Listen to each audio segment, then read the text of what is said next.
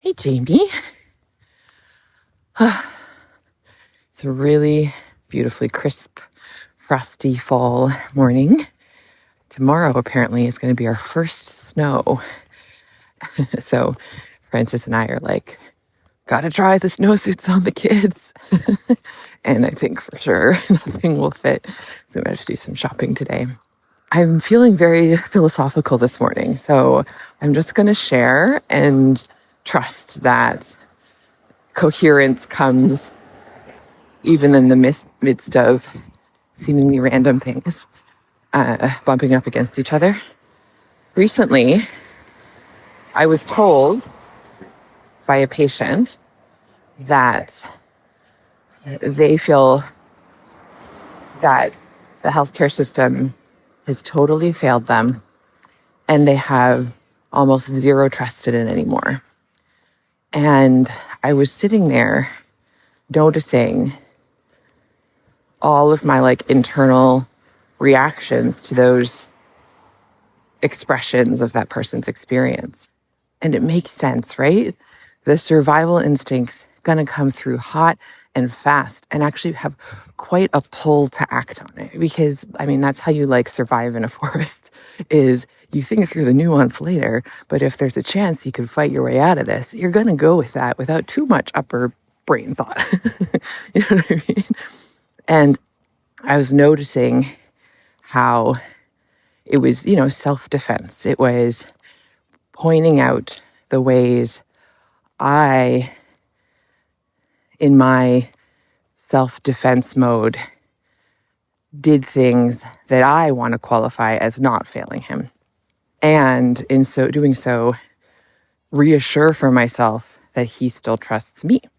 And also distinguish myself from the bad system so I can still be good and the system can be bad.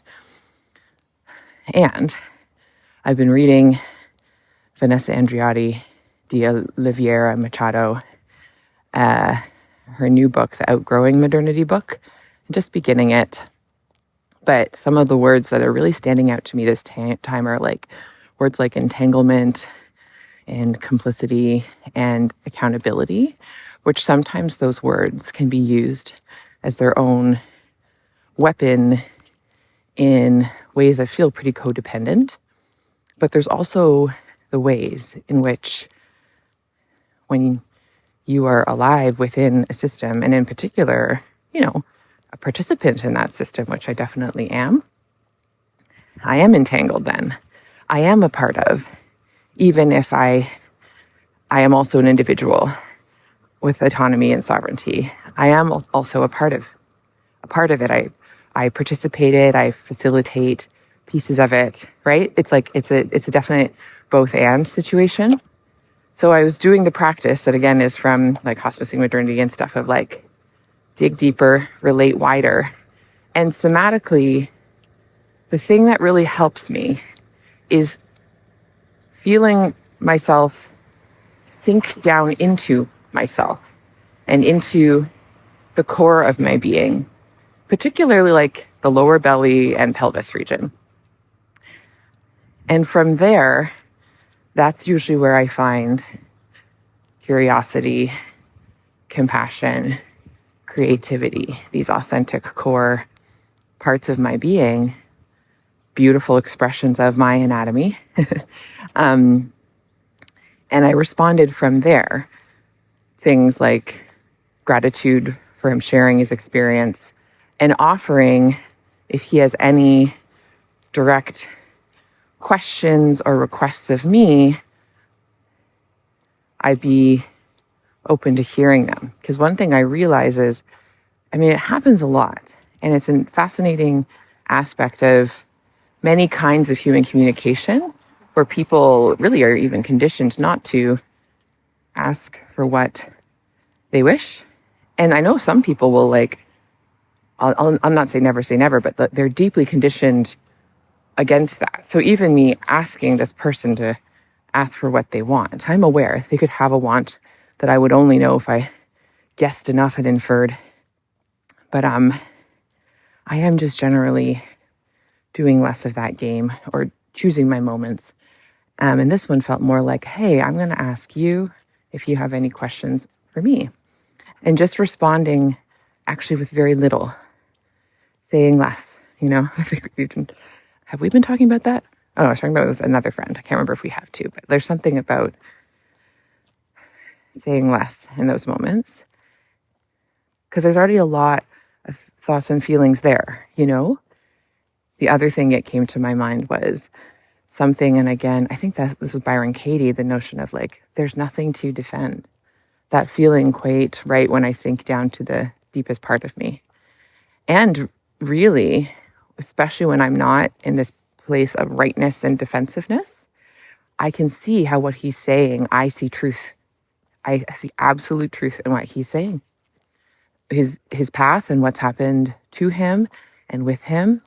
And a bit of it, the reason it's true is his expectations versus reality. But I also, and that's always the case, that's how one can be failed by something, is your expectation is different from reality. But I would say even my expectation, my wish, my hope of what medicine could do, this person has been failed by it. And there's actually kind of multiple layers to that. And perhaps for him, I don't know for sure, but perhaps for him, he mostly is living in the layer that the reason the system's failed is because of like a malicious intent, or maybe, or like even that that the science would, I don't know, like just to say there's like layers of it, of why, and also layers I'm unaware of why, in that there's so much still unknown about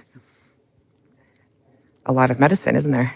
And one could perceive a failure in that if you think that medicine is supposed to have all knowledge and cure all disease and operate, with all the secrets behind the scenes, that then for sure the actual healthcare system is going to fail them. Hey?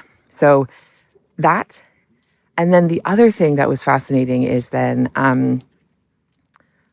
you sent me this podcast that was two people talking about German New Medicine. And I noticed that when I listened to the beginning chunk of it, a similar experience rose up in me of like defense, wanting to argue points, or, just like those sorts of feelings of not having immediate matching of the ideas with the ideas that are in my head, and feeling various kinds of emotions and discomfort about that. And so, again, when I relax and sink into digging deeper, relating wider, it's just so much, it's interesting how much more space there is. And the whole there's nothing to defend thing. And instead of like, can I lean back into like the chaise lounge of curiosity, like lean back, and be like, what is this person saying? What is this person's perspective here? What is this person's experience? Wow, that's really fascinating. I have not heard one like that before. I'm curious about it. And then the cool thing it does, when one is resourced and willing and examining my own experience and not being precious about any particular bit of it, knowing that there's just like I think, say whatever we think of the truth, reality, the actual laws that govern our world, whatever's at the core of this, there is something there. It's not that there's no truth and everything's relative in one way. There is a something. But is that something we could ever explicitly articulate in a singular theorem? I actually suspect no, but good on anyone who's continuing to explore. That's cool, because even all those people are like, I've got it, the singular theorem. Then you like kind of put them all on top of each other and see what's in the middle, and on the outside and in whatever, 40. And again, that brings to mind something I just read in Outgrowing Modernity about that book uses stacked metaphors on purpose for that exact reason of like, I'm going to use this metaphor, but stack it on top of this metaphor, even though they technically don't go together in a neat way, because it's a way to more accurately describe the complexity of life while still trying to say something about it that then you can use as a grounding and an orientation and a direction, Does any of this make sense? I'm not sure, but it does make sense to me. So, and, so there you go. At least audience of one. Yeah. And I guess the third thing that's really not formed, because it's just coming to me now, is that I've been noticing myself really going back and connecting with my younger self, especially like in high school, evangelical Christianity, and her quest for rightness and righteousness and seeking that evidence in the world, and her passion and her fire, and holding that all with such like love and tenderness. In a way, I think I think every time I go back, I can do it a bit more fully without feeling kind of cringe or regret or pity. But like these days, not so much. And interestingly enough, simultaneously, more than ever, really wanting to practice like sobriety from rightness and sobriety from righteousness. And to me, that feels like this upper layer up in my mind and sort of at the surface armored. It all feels at the surface. And like, that's an important level to be at. I can see there's times where I rise up to that and I meet someone there, and that can be really meaningful. But just that it's like not the only place I can live. It's actually quite a bit more fun a lot of the time to live down below in the underbelly, literally under my belly of my body, where curiosity, creativity, openness, weird, magical wonderings exist, So that's what I want to share this morning. I hope you have a good day. Hello, Jamie. I know life's been super busy, so sort of a back-to-back me memo thing, though there's been a space of time between. But I needed to share something with you this morning. I'm out walking in my woodlot, and I was really just reflecting on how I've entered a new realm of imaginative possibilities about something that's really, really close to my heart, which is my first podcast and ongoing podcast, The Other Human in the Room. I forget if I've even talked to you about this, A, at all, B, on this podcast, so I'll just reiterate in case I haven't.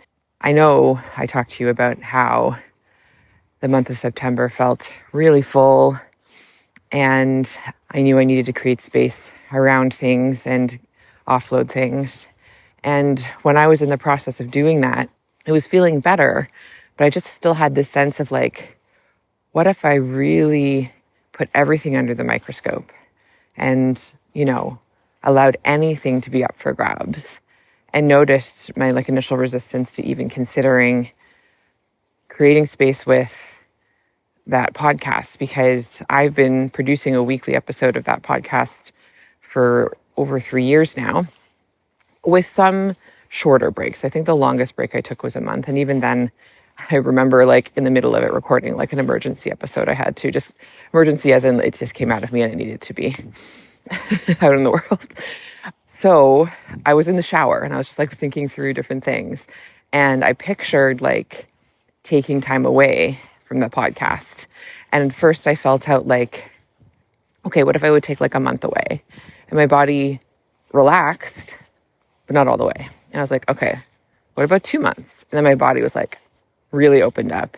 And I was like, what about 3 months? And my body's like really opened up. And then I was like, what about 4 months? My body was like, meh. It was so interesting. Like just the core of me, how much like relief and relaxation came to me. Like my body really told me like 3 months, which it's like a quarter of a year. And I thought of a way, and so that could have been the end, like, okay, so I'll just completely take it off. But then I was like, like, what, if anything, do I still want to offer?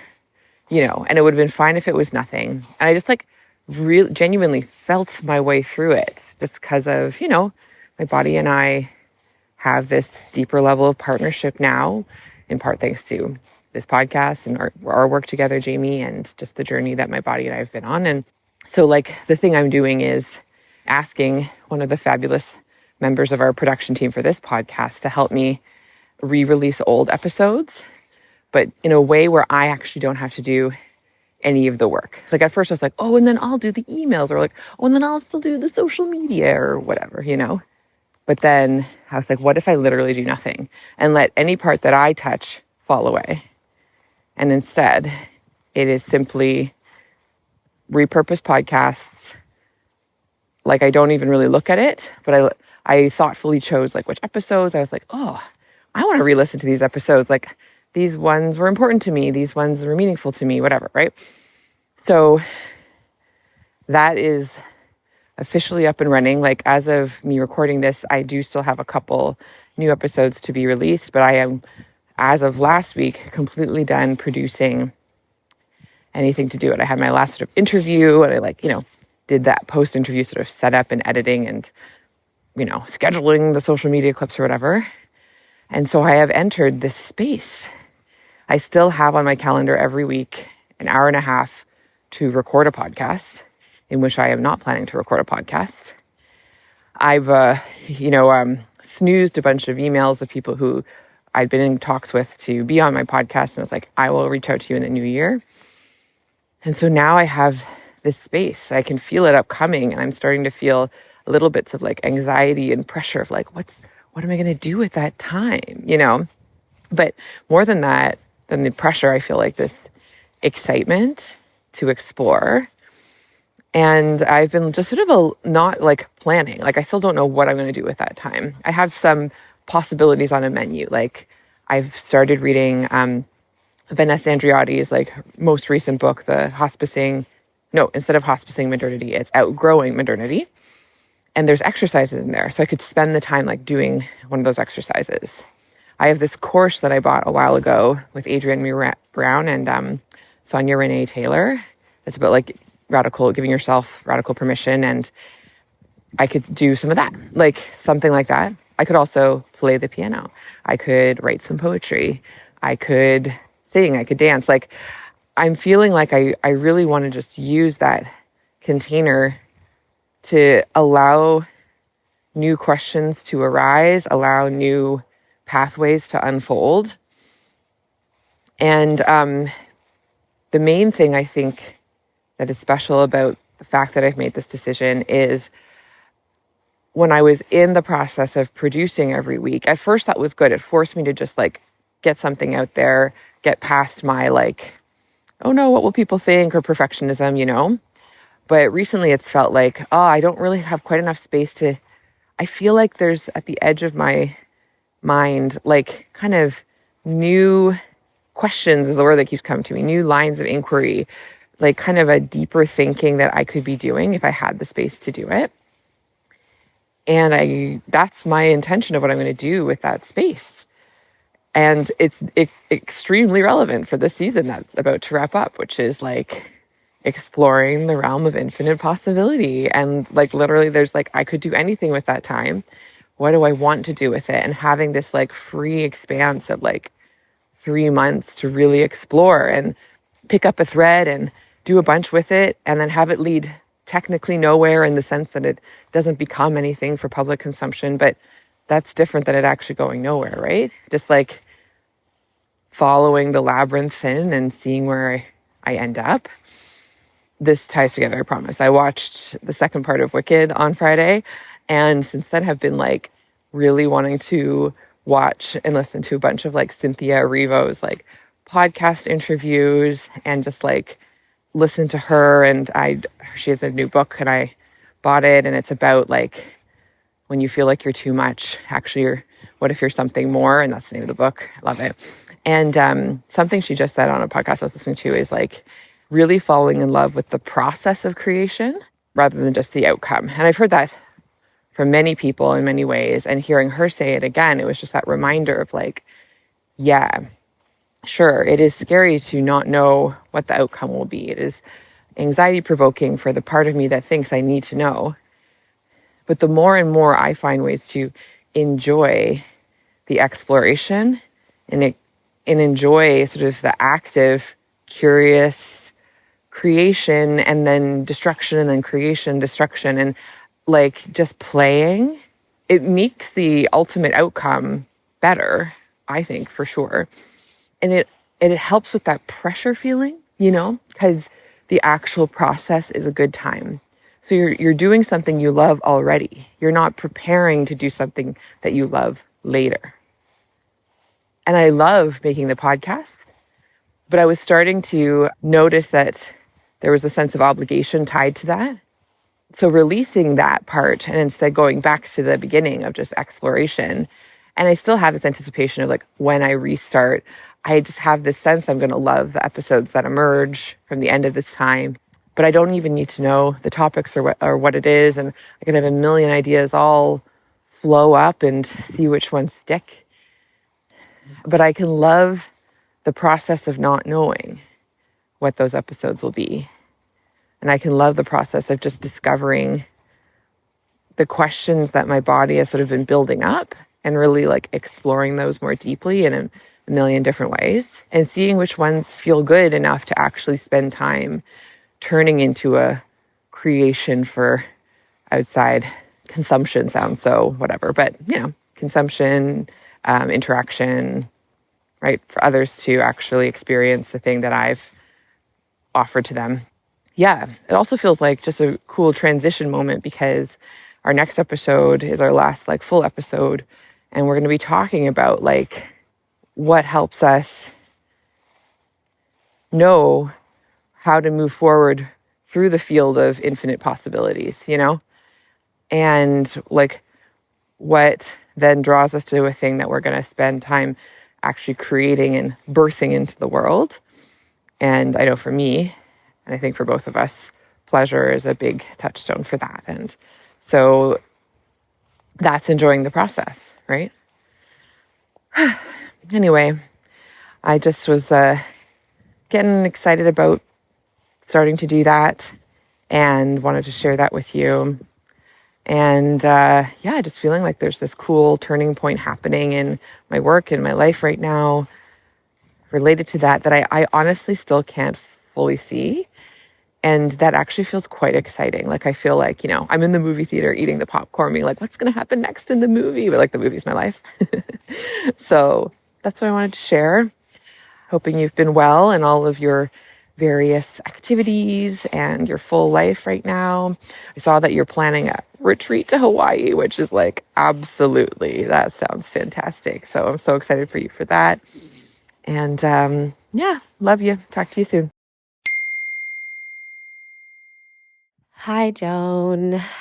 Thank you so much for your patience with me in responding and the time it has taken me to get to the ability to respond.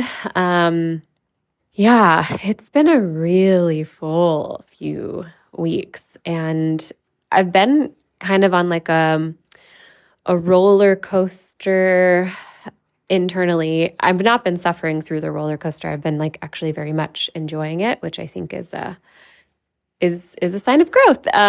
Just like along for the ride of the internal emotional response to the allotness of the last few weeks. There's a way in which I could label and experience it all as like overwhelming or stressful, but I'm just really trying to do what I can to move away from like defaulting to those labels on the offset.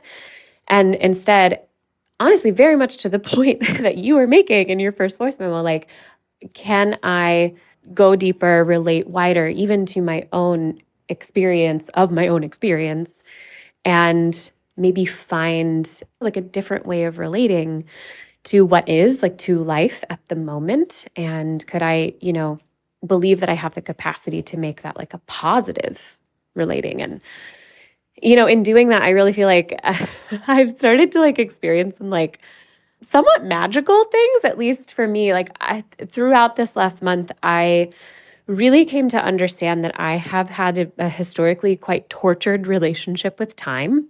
And I'm also starting to learn another thing I've learned over the past month is just like the idea of how we get here in the world, like how our bodies are conceived, how our bodies are birthed, what our experiences in our bodies in those first, really tender couple of days, weeks, months of our lives as infants. Like how that, and this is a specific word, like imprints us. And just become really fascinated by that idea. I've had those thoughts before, but I recently have been listening to a woman who speaks on these issues. I've listened to a couple podcast interviews of hers, and it rings really true with me because when I think about what I know of my conception, because I actually know a lot about my conception because it was really on purpose and intentional. My mom had her tubes untied in order to conceive me, and then they had a tiny window of time. And I literally know like exactly when, exactly how, exactly where. My mom and I have talked about this. And it was like rushed. It was like, we have to make this happen or we might lose our chance.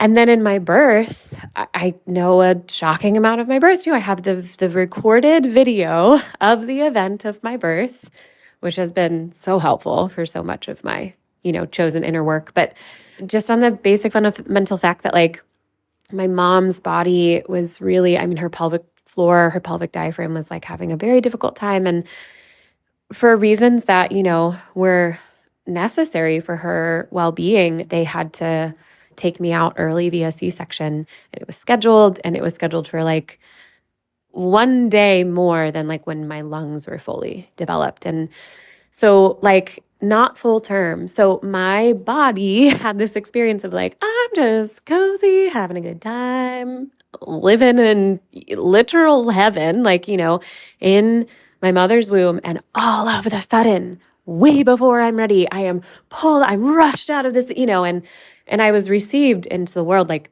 beautifully. Like there's so many amazing things about my birth, but also like this fundamental, like, I was rushed. And like, there's so much for me to understand about my, like I said, my historical relationship to time and the way I like hurt myself with time that like, yeah, this idea of like imprints really feels compelling to me and like understanding like, where the fuck has this come from? Like, this has just been my, at least as far as I can remember, like it feels like this has been the way I've moved through the world like forever.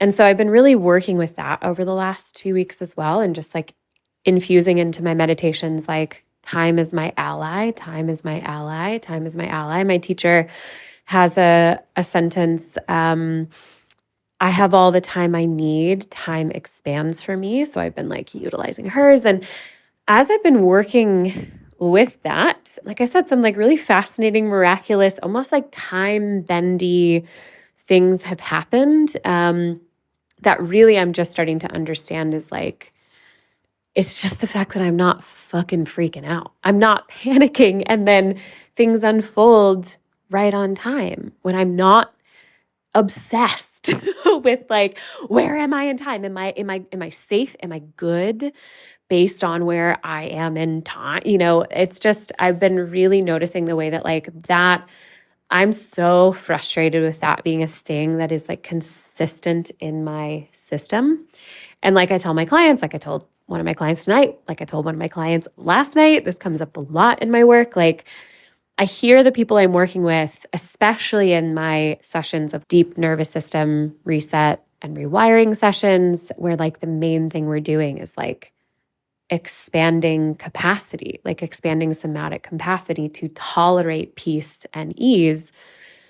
People will often bring up the like phase of annoyance where we've made the unconscious conscious. We're like finally aware of the thing we're doing and like how much the experience of like suffering we're having in the world that we used to believe was a result of the constructs forcing themselves upon us and we're victims to that. Now we're like, oh my God, I'm doing this to me. Like the moment we wake up to that incredible gift that at first really feels like a burden that's like so scary, we try to avoid it entirely. Like when we wake up to that incredible gift, what happens next inevitably is we get really fucking frustrated at ourselves. And that's like, it's part of it. It's just part of it. And I will translate this piece to people constantly where I'm like, oh, no, that's great news. That's actually really good news, because previously you didn't even know you were doing this thing.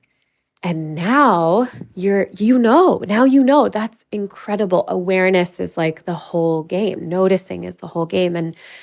And it's good news. And can you let it be fine with you that you're doing the thing? So like asking people, inviting people to shift from the disposition towards themselves of like, oh, frustrated, do it again, to like, there I go again. Isn't that funny? Ha ha. So that just again, anything you can do to like shift the system into, oh, compassion. Of course, this makes perfect sense. Compassion. And so I'm aware as I'm saying all of this, what I feel like I've been doing in relationship to myself and my own system. It's like this process of sort of never ending inner work, but like, I don't conceptualize it that way because that sounds horrible. Like it really, again, the way I communicate to my clients about this is like, you're learning how to be like such an excellent negotiator with the record keeper of your body mind, because you have a body. She's just with you. They're just with you. He's just been with you the whole time. And so they're going to keep recalling things that happened and that actually like continue to even happen. And you're going to need to keep talking with them about that. You can do it like it's a great weight, or you can do it like it's a dance. I found this incredible path of being able to increasingly, genuinely feel like it's a dance and love it. And as I've been doing that with my own self these past few weeks, like I am all the time, and really like enjoying it, even like seeing what's going on as I'm doing it instead of getting like, again, like frustrated at myself. As I've been doing that and been really focused and intentional about it, and therefore limiting my time on technology, what strikes me in this moment is like how similar that is to what you're describing about like how we relate to both. And this is what I loved about your voice memo, the people directly in front of us, like with you, with your patient, and the way, like the people in front of us via these screens, because that just is a thing we're doing now. Like these parasocial connections are also real. Like, hello, everyone who's in one with us right now. Like all of our listeners, like we're participating in this. And what I really feel like we are advocating for in this podcast and this project, and not directly where we happen to be advocating for it because we're modeling it, but we're not even wanting to like model it to teach it. Like it just feels good to live this way. Like what we're advocating for here is like learning how to do exactly what you described in your first voice memo in this way where like we have the ability to do that with the people in bodies right in front of us. And we have the ability to stay in that place even when we're on these devices, when we're on these screens, when we're interacting through these means, when we're consuming podcasts, when we're consuming media. Like this is really like the core of the workshop Erin and I taught of Log Off and Tune Into Your Body. It's like somatic literacy, and then media literacy becomes like social media somatic literacy, where you stay in your body when you're having these active or passive, because podcast listening, like more of a passive, like interactions with these very real living human people. They're real and they have bodies. So that's kind of what I wanted to say in response to your first voice memo. And then to your second one, brilliant. I'm really in awe of the gift of like being your friend and also being your colleague, like both. Like I think the working relationship works precisely because of our deeply invested friendship and the depth of resonance we have in our personal relationship. But I also am just like, our personal relationship is so strengthened and energized through this, like the colleague element of it. Like I am so grateful I get to work in this world alongside you, Joan. Like, I love doing this with you. And I love hearing you say that you're moving in the direction of like taking even better care of yourself in the midst of you creating and putting out your work in the world, because man, do I love your work in the world. So however you can like increase and sustain longevity in that by like taking space, oh my gosh, do it. Yes, do it. And your old episodes are brilliant. Like I am so excited for those to be re-released. You're inspiring me to like, do I re-release some of my old Substack? I don't know, but like, yeah, just that you helping yourself relax and like, I've made brilliant stuff before. I'll keep making brilliant stuff. I'm going to take a little break right now. So yeah, I love that. I am very excited for you, and I'm really excited to sit down with you tomorrow. I have no idea really what we're going to talk about. You said something in your, I think, second voice memo. You're like, oh, we're going to talk about next week. And I was like, oh, I'm glad you have a vision for it, because I actually feel very good about just like, we've got one or two ideas. Let's hop in. I mean, it's our last recorded full episode of our imaginative possibility season. Like we don't know where we're going. That's been kind of the whole thing. And like I said at the very beginning of this, like I am truly, truly, my body is really actually starting to like believe me that like, oh, just being along for the ride is perfectly safe. And because it's perfectly safe, maybe you can just let it be so much fun. And is that a teaser for our 4th season? I don't know yet. I don't know. Maybe, maybe not. Maybe we'll see. I guess we'll see. I love you, Joan. I will see you tomorrow. Bye. Hey, Jamie.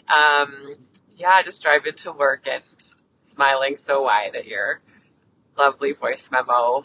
This one will just be short to kind of finish off our episode here.